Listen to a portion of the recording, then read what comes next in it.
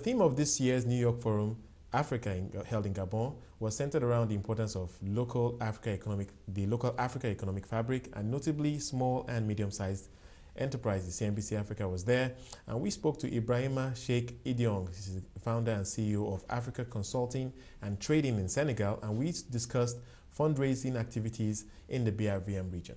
Let's take a look. I think what has been changing, first of all, is the mindset. For a very long time, the perception that people had of West Africa, particularly the Francophone Africa, was that government was almost everywhere when it comes to doing business on that part of the world, actually, West Africa. But what you have today is government recognizing, look, we got limited resources, and we have to address education, health, and other sectors as well. So if you get sort of businesses that are actually, or sectors that are actually bankable in terms of project, it's important for government to reach out to the private sector and to make sure that these public sector issues are addressed but through private sector sort of means and tools. And I think that's a major shift you see in West Africa. Okay. I think second, what you see is the fact that democracy, stability, all these ingredients that are important for investments are getting much better today than the way they used to be a couple of years ago. So today, in my view, it's much easier to do business with West Africa than, let's say, a couple of years ago. All right, so tell me about the kind of transactions that you're involved in, the deal flow that you can see from the infrastructure side, from the real estate side, from, of course, the natural resources side. Right. I think since we established the company, what we've seen, and it's just amazing how both public and private clients sort of reach out to us and say, look, we need your help in a number of areas. I think where we see a lot of demand, particularly on the government side, we've got projects that have been sitting sort of in the back burner, which is like railway projects, infrastructure projects, and other projects whereby the government needs some structuring support, some resource mobilization, and in some cases what we call change management, by bringing in some specialized skills to get this transaction moving forward. And there we're extremely happy and pleased with the way actually the market is responding quite well. As we speak, we've been mandated by 4 countries, Burkina Faso, Niger, and Benin, and Cote d'Ivoire, to basically help them organize and structure and eventually raise some money for a railway project, which is going to be tremendously helpful in sort of boosting the opportunity. How much money are we talking about? We're talking about $4 billion, but I'm hesitating actually putting that number forward because we have a long way to go in making sure whether do we need more than $4 billion or less. But eventually that question will be addressed when we strike. Well, clearly there's a change in the mindset.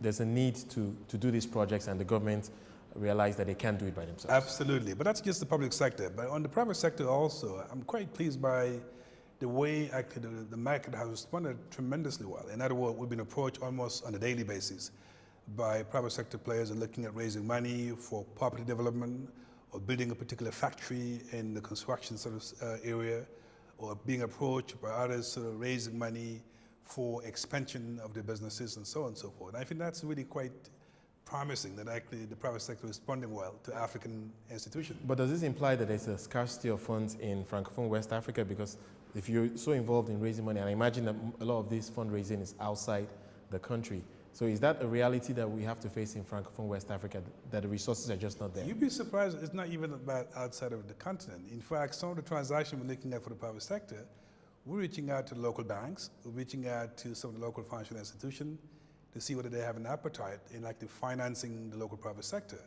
So sometimes you get some of these transactions where the size of the transaction is too small to be of interest to, let's say, private equity fund in London or in New York and other places in the world. So we reach out to local financial institutions, and they seem to be quite excited by the fact that they have a firm like ourselves who can screen this transaction, bring them up to the attention, whereby they can at least look at something in a much more credible way, in a much more serious way.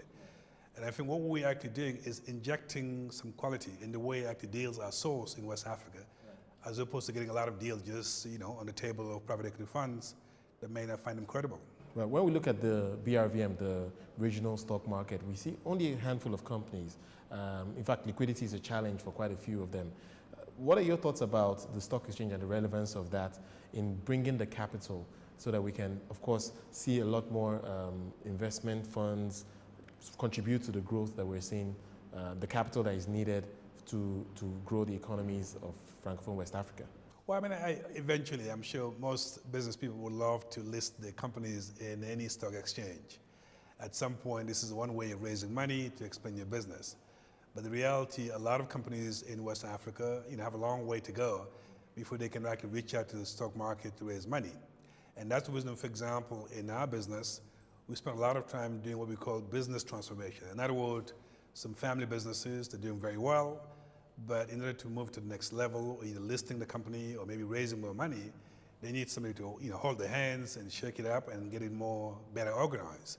So I think eventually we'll get to the point where we get companies that are well structured. The governance is really happening the way you expect in any sort of modern company.